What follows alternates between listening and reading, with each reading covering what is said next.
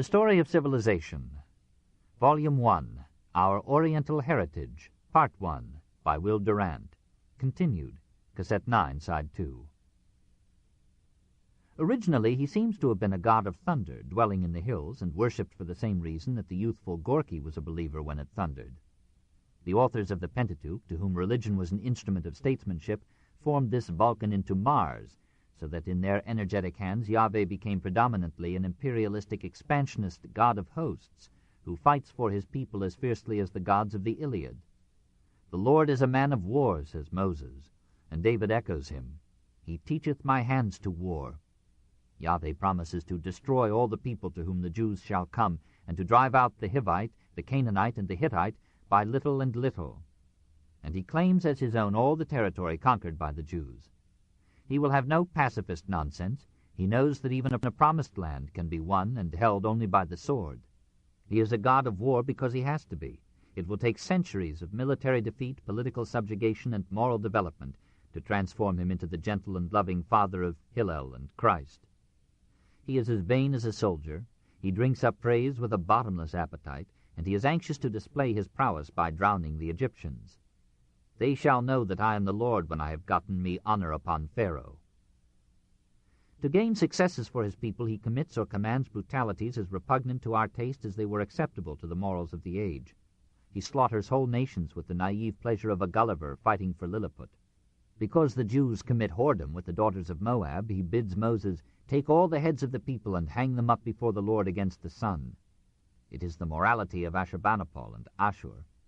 He offers to show mercy to those who love him and keep his commandments, but, like some resolute germ, he will punish children for the sins of their fathers, their grandfathers, even their great-great-grandfathers. He is so ferocious that he thinks of destroying all the Jews for worshipping the golden calf, and Moses has to argue with him that he should control himself. "Turn from thy fierce wrath," the man tells his God, "and repent of this evil against thy people." And the Lord repented of the evil which he thought to do unto his people. Again, Yahweh proposes to exterminate the Jews root and branch for rebelling against Moses, but Moses appeals to his better nature and bids him think what people will say when they hear of such a thing. He asks a cruel test, human sacrifice of the bitterest sort, from Abraham. Like Moses, Abraham teaches Yahweh the principles of morals and persuades him not to destroy Sodom and Gomorrah if there shall be found 50, 40, 30, 20, 10 good men in those cities. Bit by bit he lures his God towards decency and illustrates the manner in which the moral development of man compels the periodical recreation of his deities.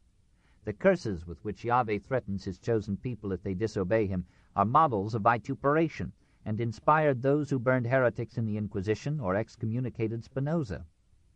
"Cursed shalt thou be in the city, and cursed shalt thou be in the field. Cursed shall be the fruit of thy body, and the fruit of thy land. Cursed shalt thou be when thou comest in, and cursed shalt thou be when thou goest out. The Lord shall smite thee with a consumption, and with a fever, and with an inflammation. The Lord will smite thee with the botch of Egypt, and with the emerods, tumors, and with the scab, and with the itch, whereof thou canst not be healed. The Lord shall smite thee with madness, and blindness, and astonishment of heart.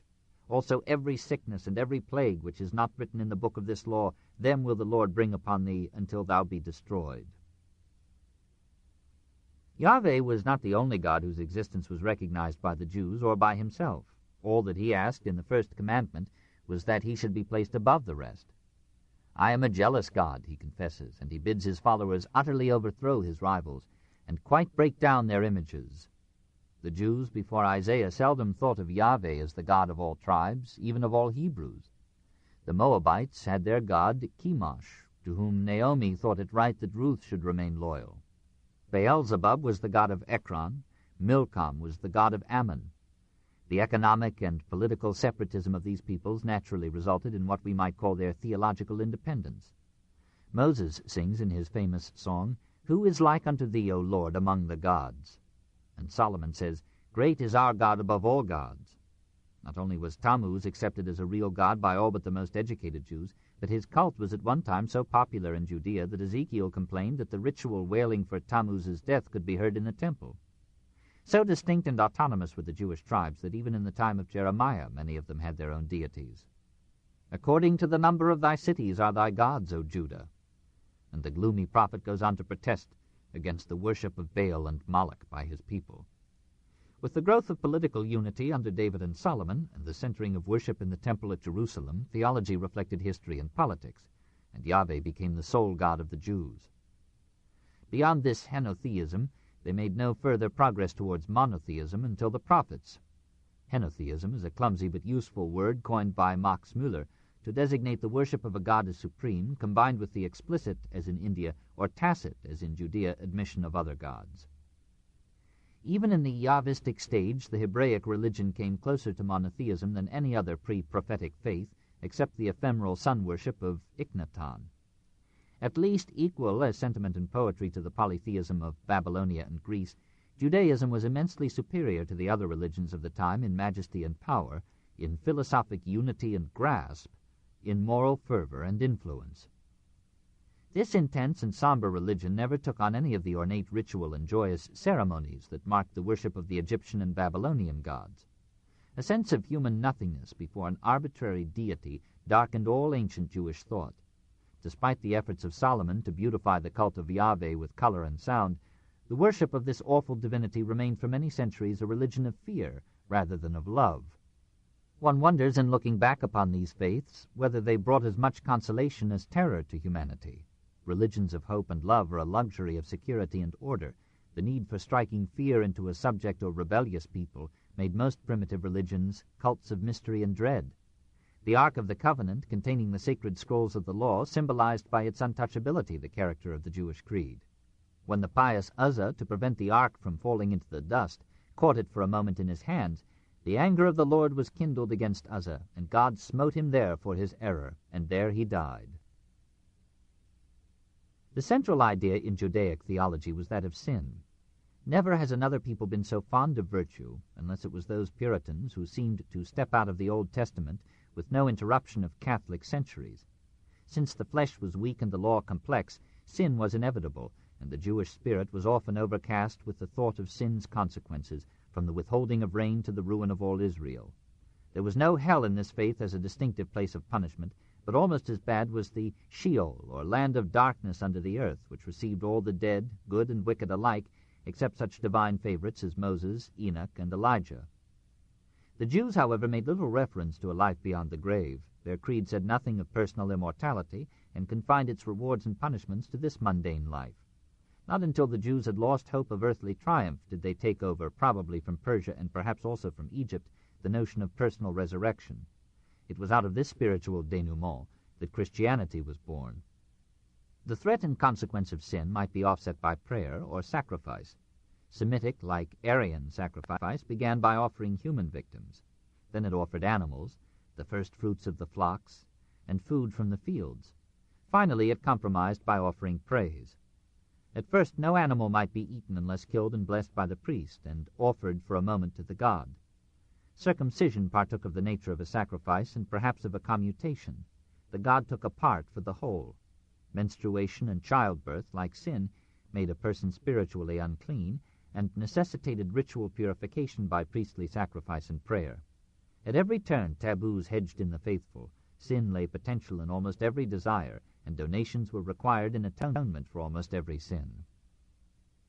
Only the priests could offer sacrifice properly or explain correctly the ritual and mysteries of the faith. The priests were a closed caste, to which none but the descendants of Levi could belong. They could not inherit property, but they were exempt from all taxation, toll, or tribute. They levied a tithe upon the harvests of the flocks, and turned to their own use such offerings to the temple as were left unused by the god. After the exile, the wealth of the clergy grew with that of the renascent community. And since this sacerdotal wealth was well administered, augmented, and preserved, it finally made the priests of the Second Temple in Jerusalem, as in Thebes and Babylon, more powerful than the king. Nevertheless, the growth of clerical power and religious education never quite sufficed to win the Hebrews from superstition and idolatry. The hilltops and groves continued to harbor alien gods and to witness secret rites. A substantial minority of the people prostrated themselves before sacred stones, or worshipped Baal or Astarte, or practiced divination in the Babylonian manner, or set up images and burned incense to them, or knelt before the brazen serpent or the golden calf, or filled the temple with the noise of heathen feasting, or made their children pass through the fire in sacrifice. Even some of the kings, like Solomon and Ahab, went a-whoring after foreign gods. Holy men like Elijah and Elisha arose who, without necessarily becoming priests, preached against these practices and tried by the example of their lives to lead their people into righteousness. Out of these conditions and beginnings, and out of the rise of poverty and exploitation in Israel, came the supreme figures in Jewish religion, those passionate prophets who purified and elevated the creed of the Jews and prepared it for its vicarious conquest of the Western world. 4. The first radicals. The class war, origin of the prophets, Amos at Jerusalem, Isaiah, his attacks upon the rich, his doctrine of a Messiah, the influence of the prophets. Since poverty is created by wealth and never knows itself poor until riches stare it in the face, so it required the fabulous fortune of Solomon to mark the beginning of the class war in Israel. Solomon, like Peter and Lenin, tried to move too quickly from an agricultural to an industrial state. Not only did the toil and taxes involved in his enterprises impose great burdens upon his people, but when those undertakings were complete, after 20 years of industry, a proletariat had been created in Jerusalem which, lacking sufficient employment, became a source of political faction and corruption in Palestine, precisely as it was to become in Rome. Slums developed step by step with the rise of private wealth and the increasing luxury of the court. Exploitation and usury became recognized practices among the owners of great estates and the merchants and moneylenders who flocked about the temple. The landlords of Ephraim, said Amos, sold the righteous for silver and the poor for a pair of shoes. This growing gap between the needy and the affluent, and the sharpening of that conflict between the city and the country which always accompanies an industrial civilization, had something to do with the division of Palestine into two hostile kingdoms after the death of Solomon. A northern kingdom of Ephraim, with its capital at Samaria, and a southern kingdom of Judah, with its capital at Jerusalem. From that time on, the Jews were weakened by fraternal hatred and strife, breaking out occasionally into bitter war. Shortly after the death of Solomon, Jerusalem was captured by Sheshonk, Pharaoh of Egypt, and surrendered to appease the conqueror nearly all the gold that Solomon had gathered in his long career of taxation. It was in this atmosphere of political disruption, economic war, and religious degeneration that the prophets appeared. The men to whom the word, in Hebrew Nabi, was first applied were not quite of the character that our reverence would associate with Amos and Isaiah. Some were diviners who could read the secrets of the heart and the past and foretell the future according to remuneration. Some were fanatics who worked themselves into a frenzy by weird music, strong drink, or dervish-like dances, and spoke, in trances, words which their hearers considered inspired, that is, breathed into them by some spirit other than their own. Jeremiah speaks with professional scorn of every man that is mad and maketh himself a prophet. Some were gloomy recluses, like Elijah. Many of them lived in schools or monasteries near the temples, but most of them had private property and wives. From this motley crowd of fakirs, the prophets developed into responsible and consistent critics of their age and their people, magnificent street-corner statesmen who were all thoroughgoing anti-clericals and the most uncompromising of anti-Semites, a cross between soothsayers and socialists. We misunderstand them if we take them as prophets in the weather sense. Their predictions were hopes or threats or pious interpolations, or prognostications after the event. The prophets themselves did not pretend to foretell so much as to speak out. They were eloquent members of the opposition. In one phase they were Tolstoyans, incensed at industrial exploitation and ecclesiastical chicanery. They came up from the simple countryside and hurled damnation at the corrupt wealth of the towns. Amos described himself not as a prophet, but as a simple village shepherd. Having left his herds to see Bethel, he was horrified at the unnatural complexity of the life which he discovered there, the inequality of fortune, the bitterness of competition, the ruthlessness of exploitation. So he stood in the gate and lashed the conscienceless rich and their luxuries. Forasmuch therefore as your treading is upon the poor, and ye take from him burdens of wheat, ye have built houses of hewn stone, but ye shall not dwell in them. Ye have planted pleasant vineyards, but ye shall not drink wine of them. Woe to them that are at ease in Zion, that lie upon beds of ivory, and stretch themselves upon their couches, and eat the lambs out of the flock, and the calves out of the midst of the stall. That chant to the sound of the viol, and invent to themselves instruments of music, like David. That drink wine in bowls, and anoint themselves with the chief ointments. I despise your feast days, saith the Lord. Though ye offer me burnt offerings and your meat offerings, I will not accept them. Take thou away from me the noise of thy songs, for I will not hear the melody of thy viols. But let judgment run down as waters, and righteousness as a mighty stream. This is a new note in the world's literature. It is true that Amos dulls the edge of his idealism by putting into the mouth of his God a Mississippi of threats, whose severity and accumulation make the reader sympathize for a moment with the drinkers of wine and the listeners to music. But here, for the first time in the literature of Asia, the social conscience takes definite form, and pours into religion a content that lifts it from ceremony and flattery to a whip of morals and a call to nobility. With Amos begins the gospel of Jesus Christ. One of his bitterest predictions seems to have been fulfilled while Amos was still alive. Thus saith the Lord, As the shepherd taketh out of the mouth of the lion 2 legs or a piece of an ear, so shall the children of Israel be taken out that dwell in Samaria in the corner of a bed, and in Damascus in a couch. And the houses of ivory shall perish, and the great houses shall have an end. The reference is apparently to the room made entirely of ivory in the palace at Samaria where King Ahab lived with his painted queen Jezebel, circa 875 to 850 B.C. Several fine ivories have been found by the Harvard Library expedition in the ruins of a palace tentatively identified with Ahab's. About the same time, another prophet threatened Samaria with destruction in one of those myriads of vivid phrases which King James's translators minted for the currency of our speech out of the wealth of the Bible. The calf of Samaria, said Hosea, shall be broken into pieces, for they have sown the wind, and they shall reap the whirlwind. In 733, the young king of Judah, threatened by Ephraim in alliance with Syria, appealed to Assyria for help. Assyria came, took Damascus, subjected Syria, Tyre, and Palestine to tribute, made note of Jewish efforts to secure Egyptian aid, invaded again, captured Samaria, indulged in unprintable diplomatic exchanges with the king of Judah, failed to take Jerusalem, and retired to Nineveh laden with booty and 200,000 Jewish captives doomed to Assyrian slavery. It was during this siege of Jerusalem that the prophet Isaiah became one of the great figures of Hebrew history. The book that bears his name is a collection of prophecies, that is, sermons, by 2 or more authors ranging in time from 710 to 300 B.C. Chapters 1 through 39 are usually ascribed to the first Isaiah, who is here discussed. Less provincial than Amos, he thought in terms of enduring statesmanship. Convinced that little Judah could not resist the imperial power of Assyria, even with the help of distant Egypt, that broken staff which would pierce the hand that should try to use it, he pled with King Ahaz, and then with King Hezekiah, to remain neutral in the war between Assyria and Ephraim. Like Amos and Hosea, he foresaw the fall of Samaria and the end of the northern kingdom. When, however, the Assyrians besieged Jerusalem, Isaiah counseled Hezekiah not to yield. The sudden withdrawal of Sennacherib's hosts seemed to justify him, and for a time his repute was high with the king and the people. Always his advice was to deal justly, and then leave the issue to Yahweh, who would use Assyria as his agent for a time, but in the end would destroy her too. Indeed, all the nations known to Isaiah were, according to him, destined to be struck down by Yahweh.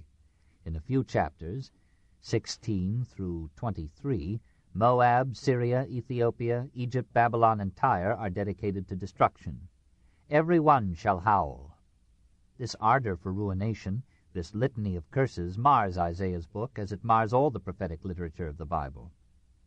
Nevertheless, his denunciation falls where it belongs, upon economic exploitation and greed. Here his eloquence rises to the highest point reached in the Old Testament, in passages that are among the peaks of the world's prose. The Lord will enter into judgment with the ancients of his people and the princes thereof, for ye have eaten up the vineyard, the spoil of the poor is in your houses. What mean ye, that ye beat my people to pieces and grind the faces of the poor? Woe unto them that join house to house, that lay field to field, till there be no place, that they may be placed alone in the midst of the earth. Woe unto them that decree unrighteous decrees, to turn aside the needy from judgment, justice, and to take away the right from the poor of my people, that widows may be their prey, and that they may rob the fatherless. And what will ye do in the day of visitation, and in the desolation which shall come from afar? To whom will ye flee for help, and where will ye leave your glory? He is filled with scorn of those who, while fleecing the poor, present a pious face to the world. To what purpose is the multitude of your sacrifices unto me, saith the Lord? I am full of the burnt offerings of rams, and the fat of fed beasts. Your appointed feasts my soul hateth.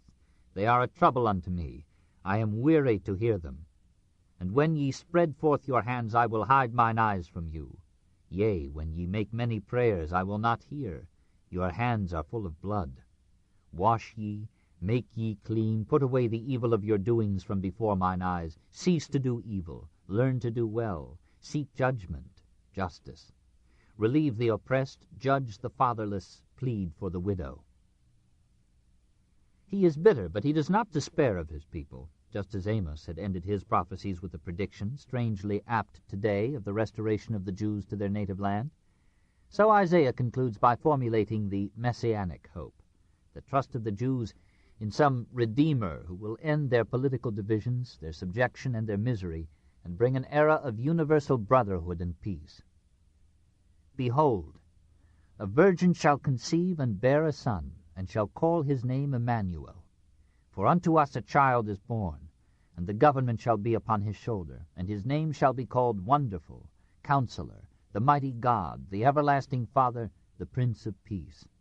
And there shall come forth a rod out of the stem of Jesse, and the Spirit of the Lord shall rest upon him, the Spirit of wisdom and understanding, the Spirit of counsel and might, the Spirit of knowledge and of the fear of the Lord. With righteousness shall he judge the poor, and reprove with equity for the meek of the earth. And he shall smite the earth with the rod of his mouth, and with the breath of his lips shall he slay the wicked. And righteousness shall be the girdle of his loins, and faithfulness the girdle of his reins. The wolf also shall dwell with the lamb, and the leopard shall lie down with the kid, and the calf and the young lion and the fatling together, and a little child shall lead them.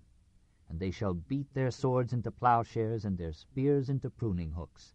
Nation shall not lift up sword against nation, neither shall they learn war any more. It was an admirable aspiration, but not for many generations yet would it express the mood of the Jews. The priests of the temple listened with a well-controlled sympathy to these useful encouragements to piety.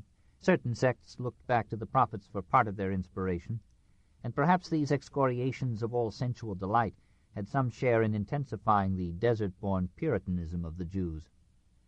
But for the most part the old life of the palace and the tent, the marketplace and the field, went on as before. War took its choice of every generation, and slavery continued to be the lot of the alien. The merchant cheated with his scales, and tried to atone with sacrifice and prayer. It was upon the Judaism of post-exilic days, and upon the world through Judaism and Christianity, that the prophets left their deepest mark. In Amos and Isaiah is the beginning of both Christianity and socialism, the spring from which has flowed a stream of utopias, wherein no poverty or war shall disturb human brotherhood and peace. They are the source of the early Jewish conception of a Messiah who would seize the government, re-establish the temporal power of the Jews, and inaugurate a dictatorship of the dispossessed among mankind. Isaiah and Amos began in a military age the exaltation of those virtues of simplicity and gentleness, of cooperation and friendliness, which Jesus was to make a vital element in his creed. They were the first to undertake the heavy task of reforming the God of hosts into a God of love. They conscripted Yahweh for humanitarianism, as the radicals of the 19th century conscripted Christ for socialism. It was they who, when the Bible was printed in Europe, fired the Germanic mind with a rejuvenated Christianity and lighted the torch of the Reformation. It was their fierce and intolerant virtue that formed the Puritans. Their moral philosophy was based upon a theory that would bear better documentation, that the righteous man will prosper and the wicked will be struck down. But even if that should be a delusion, it is the failing of a noble mind. The prophets had no conception of freedom, but they loved justice and called for an end to the tribal limitations of morality. They offered to the unfortunate of the earth a vision of brotherhood that became the precious and unforgotten heritage of many generations. 5. The death and resurrection of Jerusalem. The birth of the Bible, the destruction of Jerusalem, the Babylonian captivity, Jeremiah, Ezekiel, the second Isaiah, the liberation of the Jews, the second temple. Their greatest contemporary influence was on the writing of the Bible. As the people fell away from the worship of Yahweh to the adoration of alien gods, the priests began to wonder whether the time had not come to make a final stand against the disintegration of the national faith. Taking a leaf from the prophets, who attributed to Yahweh the passionate convictions of their own souls, they resolved to issue to the people a communication from God himself, a code of laws that would reinvigorate the moral life of the nation, and would at the same time attract the support of the prophets by embodying the less extreme of their ideas. They readily won King Josiah to their plan, and about the 18th year of his reign the priest Hilkiah announced to the king that he had found in the secret archives of the temple an astonishing scroll in which the great Moses himself, at the direct dictation of Yahweh, had settled once and for all those problems of history and conduct that were being so hotly debated by prophets and priests. The discovery made a great stir. Josiah called the elders of Judah to the temple, and there read to them the Book of the Covenant, in the presence, we are told, of thousands of people. Then he solemnly swore that he would henceforth abide by the laws of this book, and he caused all that were present to stand to it. We do not know just what this Book of the Covenant was. It may have been Exodus, chapters 20 to 23, or it may have been Deuteronomy. We need not suppose that it had been invented on the spur of the situation. It merely formulated and put into writing decrees, demands, and exhortations which for centuries had emanated from the prophets in the temple. In any event, those who heard the reading, and even those who only heard of it, were deeply impressed. Josiah took advantage of this mood to raid the altars of Yahweh's rivals in Judah. He cast out of the temple of the Lord all the vessels that were made for Baal. He put down the idolatrous priests, and them also that burned incense unto Baal, to the sun, and to the moon, and to the planets. He defiled Tophet, that no man might make his son or his daughter to pass through the fire to Moloch. And he smashed the altars that Solomon had built for Chemosh, Milcom, and Astarte. These reforms did not seem to propitiate Yahweh or bring him to the aid of his people. Nineveh fell as the prophets had foretold, but only to leave little Judah subject first to Egypt and then to Babylon. When Pharaoh Necho, bound for Syria, tried to pass through Palestine, Josiah, relying upon Yahweh, resisted him on the ancient battle site of Megiddo, only to be defeated and slain. A few years later, Nebuchadrezzar overwhelmed Necho at Carchemish and made Judah a Babylonian dependency. Josiah's successors sought by secret diplomacy to liberate themselves from the clutch of Babylon and thought to bring Egypt to their rescue, but the fiery Nebuchadrezzar, getting wind of it, poured his soldiery into Palestine, captured Jerusalem, took King Jehoiakim prisoner, put Zedekiah on the throne of Judah, and carried 10,000 Jews into bondage. But Zedekiah too loved liberty or power, and rebelled against Babylon. Thereupon Nebuchadrezzar returned, and, resolving to settle the Jewish problem once and for all, as he thought, recaptured Jerusalem, burned it to the ground, destroyed the Temple of Solomon, slew Zedekiah's sons before his face, gouged out his eyes, and carried practically all the population of the city into captivity in Babylonia. Later, a Jewish poet sang one of the world's great songs about that unhappy caravan. By the rivers of Babylon, there we sat down, yea, we wept when we remembered Zion. We hanged our harps upon the willows in the midst thereof. For there they that carried us away captive required of us a song, and they that wasted us required of us mirth, saying, Sing us one of the songs of Zion. How shall we sing the Lord's song in a strange land? If I forget thee, O Jerusalem, let my right hand forget her cunning. If I do not remember thee, let my tongue cleave to the roof of my mouth. If I prefer not Jerusalem above my chief joy. In all this crisis, the bitterest and most eloquent of the prophets defended Babylon as a scourge in the hands of God, denounced the rulers of Judah as obstinate fools, and advised such complete surrender to Nebuchadrezzar that the modern reader is tempted to wonder, could Jeremiah have been a paid agent of Babylonia? I have made the earth, the man, and the beast that are upon the ground, says Jeremiah's God, and now have I given all those lands under the hand of Nebuchadrezzar, the king of Babylon, my servant, and all nations shall serve him. And it shall come to pass that the nation and kingdom which will not serve the same Nebuchadrezzar, the king of Babylon, and that will not put their neck under the yoke of the king of Babylon, that nation will I punish, saith the Lord, with the sword, and with the famine, and with the pestilence, until I have consumed them by his hand. He may have been a traitor, but the book of his prophecies, supposedly taken down by his disciple Baruch, is not only one of the most passionately eloquent writings in all literature, as rich in vivid imagery as in merciless abuse, but it is marked with a sincerity that begins as a diffident self-questioning, and ends with honest doubts about his own course and all human life. Woe is me, my mother, that thou hast borne me, a man of strife, and a man of contention to the whole earth. I have neither lent on usury, nor men have lent to me on usury, yet every one of them doth curse me. Cursed be the day wherein I was born." A flame of indignation burned in him at the sight of moral depravity and political folly in his people and its leaders. He felt inwardly compelled to stand in the gate and call Israel to repentance. All this national decay, all this weakening of the state, this obviously imminent subjection of Judah to Babylon, were, it seemed to Jeremiah, Yahweh's hand laid upon the Jews in punishment for their sins. "Run ye to and fro through the streets of Jerusalem, and see now, and know, and seek in the broad places thereof, if ye can find a man, if there be any that executeth judgment, that seeketh the truth, and I will pardon it." Everywhere iniquity ruled, and sex ran riot. Men were as fed horses in the morning, every one neighed after his neighbor's wife. When the Babylonians besieged Jerusalem, the rich men of the city, to propitiate Yahweh, released their Hebrew slaves. But when for a time the siege was raised and the danger seemed past, the rich apprehended their former slaves and forced them into their old bondage. It was a summary of human history that Jeremiah could not bear silently. Like the other prophets, he denounced those hypocrites who, with pious faces, brought to the temple some part of the gains they had made from grinding the faces of the poor. The Lord, he reminded them, in the eternal lesson of all finer religion, ask not for sacrifice, but for justice. The priests and the prophets, he thinks, are almost as false and corrupt as the merchants.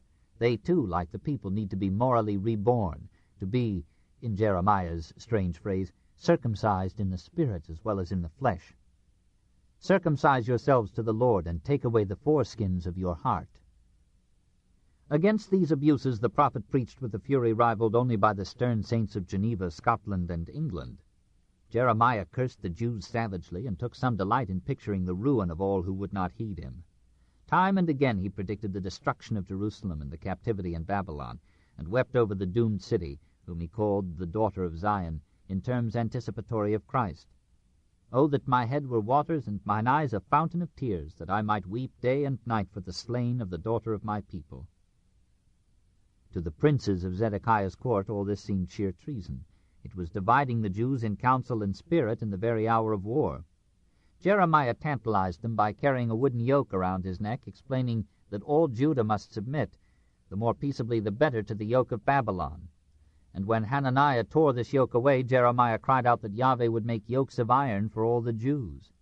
The priests tried to stop him by putting his head into the stocks, but from even that position he continued to denounce them. They arraigned him in the temple and wished to kill him, but through some friend among the priests he escaped. Then the princes arrested him and lowered him by ropes into a dungeon filled with mire. But Zedekiah had him raised to milder imprisonment in the palace court. There the Babylonians found him when Jerusalem fell. On Nebuchadrezzar's orders they treated him well and exempted him from the general exile. In his old age, says Orthodox tradition, he wrote his Lamentations, the most eloquent of all the books of the Old Testament. He mourned now the completeness of his triumph and the desolation of Jerusalem, and raised to heaven the unanswerable questions of Job. "How doth the city sit solitary that was full of people? How she is become as a widow, she that was great among the nations, and princess among the provinces. How is she become tributary? Is it nothing to you, all ye that pass by? Behold, and see if there be any sorrow like unto my sorrow. Righteous art thou, O Lord, when I plead with thee. Yet let us talk with thee of thy judgments. Wherefore doth the way of the wicked prosper? Wherefore are all they happy that deal very treacherously?" Meanwhile, in Babylon, another preacher was taking up the burden of prophecy. Ezekiel belonged to a priestly family that had been driven to Babylon in the first deportation from Jerusalem. He began his preaching, like the first Isaiah and Jeremiah, with fierce denunciations of idolatry and corruption in Jerusalem. At great length he compared Jerusalem to a harlot because she sold the favors of her worship to strange gods. He described Samaria and Jerusalem as twin whores. This word was as popular with him as with the dramatists of the Stuart Restoration. He made long lists of the sins of Jerusalem, and then condemned her to capture and destruction. Like Isaiah, he doomed the nations impartially and announced the sins and fall of Moab, Tyre, Egypt, Assyria, even of the mysterious kingdom of Magog. But he was not as bitter as Jeremiah. In the end he relented, declared that the Lord would save a remnant of the Jews, and foretold the resurrection of their city. He described in vision the new temple that would be built there, and outlined a utopia in which the priests would be supreme, and in which Yahweh would dwell among his people forever. He hoped with this happy ending to keep up the spirits of the exiles and to retard their assimilation into the Babylonian culture and blood. Then as now it seemed that this process of absorption would destroy the unity, even the identity of the Jews. They flourished on Mesopotamia's rich soil, they enjoyed considerable freedom of custom and worship, they grew rapidly in numbers and wealth, and prospered in the unwonted tranquility and harmony which their subjection had brought to them. An ever-rising proportion of them accepted the gods of Babylon and the Epicurean ways of the old metropolis. When the second generation of exiles grew up, Jerusalem was almost forgotten. It was the function of the unknown author who undertook to complete the book of Isaiah to restate the religion of Israel for this backsliding generation, and it was his distinction in restating it to lift it to the loftiest plane that any religion had yet reached amid all the faiths of the Near East. We know nothing of the history of this writer who, by a literary device and license common to his time, chose to speak in the name of Isaiah. We merely guess that he wrote shortly before or after Cyrus liberated the Jews. Biblical scholarship assigns to him chapters 40 through 55, and to another and later unknown or unknowns, chapters 56 through 66. While Buddha in India was preaching the death of desire, and Confucius in China was formulating wisdom for his people, this second Isaiah, in majestic and luminous prose, announced to the exiled Jews the first clear revelation of monotheism, and offered them a new God, infinitely richer in loving kindness and tender mercy than the bitter Yahweh even of the first Isaiah. In words that a later gospel was to choose as spurring on the young Christ, this greatest of prophets announced his mission, no longer to curse the people for their sins, but to bring them hope in their bondage. The Spirit of the Lord God is upon me, because the Lord hath anointed me to preach good tidings unto the meek. He hath sent me to bind up the brokenhearted, to proclaim liberty to the captives, and the opening of the prison to them that are bound. For he has discovered that Yahweh is not a God of war and vengeance, but a loving Father. The discovery fills him with happiness and inspires him to magnificent songs.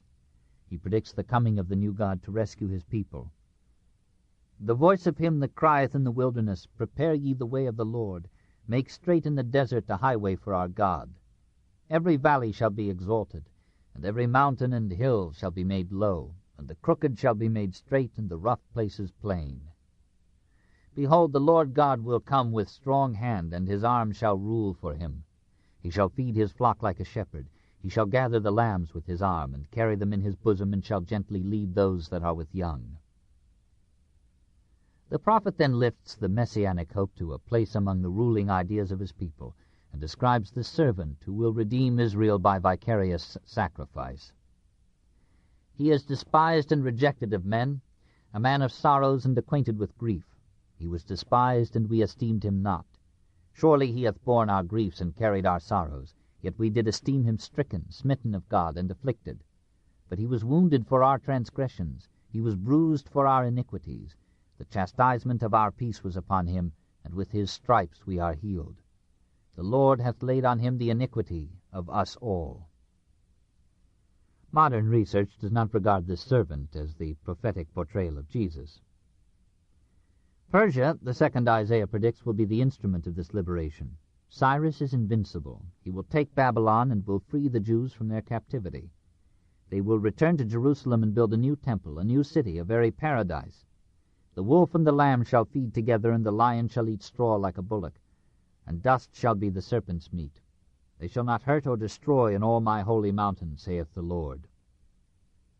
Perhaps it was the rise of Persia and the spread of its power, subjecting all the states of the Near East in an imperial unity vaster and better governed than any social organization men had yet known, that suggested to the prophet the conception of one universal deity. No longer does his God say, like the Yahweh of Moses, I am the Lord thy God. Thou shalt not have strange gods before me. Now it is written, I am the Lord, and there is none else. There is no God besides me. The prophet-poet describes this universal deity in one of the great passages of the Bible. Who hath measured the waters in the hollow of his hand, and meted out heaven with the span, and comprehended the dust of the earth in a measure, and weighed the mountains in scales, and the hills in a balance? Behold, the nations are as a drop of a bucket, and are counted as the small dust of the balance. Behold, he taketh up the isles as a very little thing. All nations before him are as nothing, and they are counted to him less than nothing, and vanity. To whom then will ye liken God, or what likeness will ye compare with him? It is he that sitteth upon the circle of the earth, and the inhabitants thereof are as grasshoppers, that stretcheth out the heavens as a curtain, and spreadeth them out as a tent to dwell in. Lift up your eyes on high, and behold who hath created these things. It was a dramatic hour in the history of Israel, when at last Cyrus entered Babylon as a world conqueror, and gave to the exiled Jews full freedom to return to Jerusalem. He disappointed some of the prophets, and showed his superior civilization by leaving Babylon and its population unhurt, and offering a skeptical obeisance to its gods. He restored to the Jews what remained in the Babylonian treasury of the gold and silver taken by Nebuchadrezzar from the temple, and instructed the communities in which the exiles lived to furnish them with funds for their long journey home. The younger Jews were not enthusiastic at this liberation. Many of them had sunk strong roots into Babylonian soil, and hesitated to abandon their fertile fields and their flourishing trade for the desolate ruins of the holy city. It was not until 2 years after Cyrus's coming that the first detachment of zealots set out on the long 3-month journey back to the land which their fathers had left half a century before. They found themselves, then as now, not entirely welcome in their ancient home, for meanwhile other Semites had settled there, and had made the soil their own by occupation and toil. And these tribes looked with hatred upon the apparent invaders of what seemed to them their native fields. The returning Jews could not possibly have established themselves had it not been for the strong and friendly empire that protected them. The prince Zerubbabel won permission from the Persian king Darius I to rebuild the temple. And though the immigrants were small in number and resources, and the work was hindered at every step by the attacks and conspiracies of a hostile population, it was carried to completion within some 22 years after the return. Slowly Jerusalem became again a Jewish city, and the temple resounded with the psalms of a rescued remnant resolved to make Judea strong again. It was a great triumph, surpassed only by that which we have seen in our own historic time. 6. The people of the book.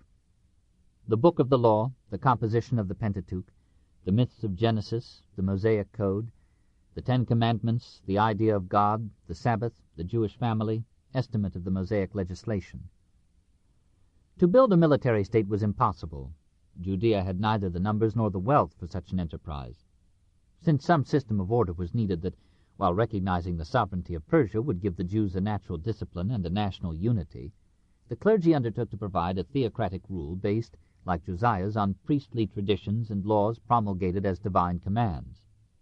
About the year 444 B.C., Ezra, a learned priest, called the Jews together in solemn assembly, and read to them from morn to midday the book of the law of Moses. This book is continued on cassette 10, side 1.